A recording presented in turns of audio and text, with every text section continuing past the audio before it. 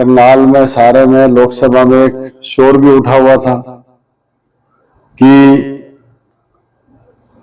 मनोहर लाल खट्टर हारेंगे यदि मराठा वीरेंद्र वर्मा को इंडिया गठबंधन अपना प्रत्याशी बना दे। एक पिकनिक स्पॉट, एक सैरगाह करनाल को इन्होंने बना लिया। बाहर से प्रत्याशी आते हैं और यहाँ जीत के चले जाते हैं। राष्ट्रवादी कांग्रेस पार्टी की ओर से प्रत्याशी हमें बना दिया गया है और इंडियन नेशनल लोकदल का खुला समर्थन हमारे साथ है। सभी भाइयों को बहनों को मेरे नमस्ते, राम राम।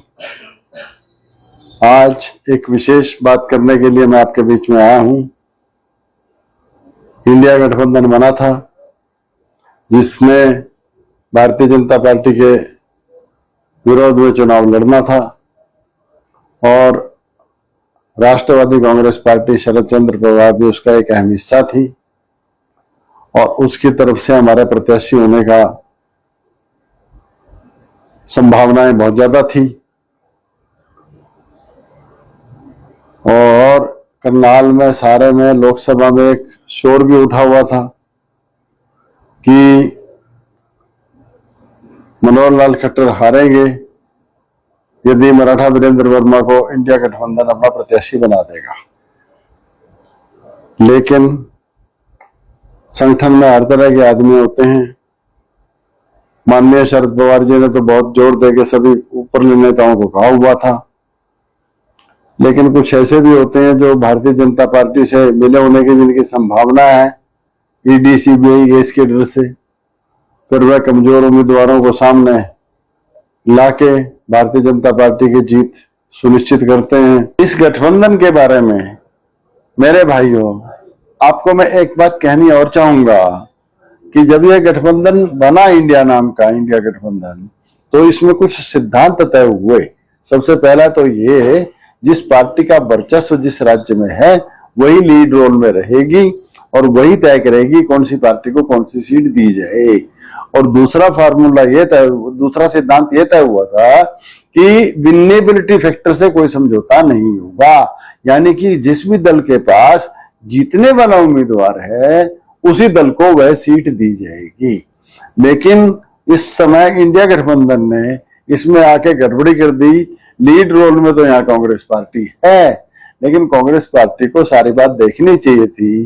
बावजूद, जैसे मैंने आपको पहले बताया, माननीय शरद पवार जी ने सभी कांग्रेस के शीर्ष नेताओं को कहने के बावजूद भी इन्होंने विनेबिलिटी फैक्टर को दरकिनार करते हुए किसी दूसरे एरिया से ये लाके यहाँ कांग्रेस ने प्रत्याशी अपना खड़ा कर दिया, जो इनको नहीं करना चाहिए था। और तो समझिए, एक पिकनिक स्पॉट, एक सैरगाह करनाल को इन्होंने बना लिया।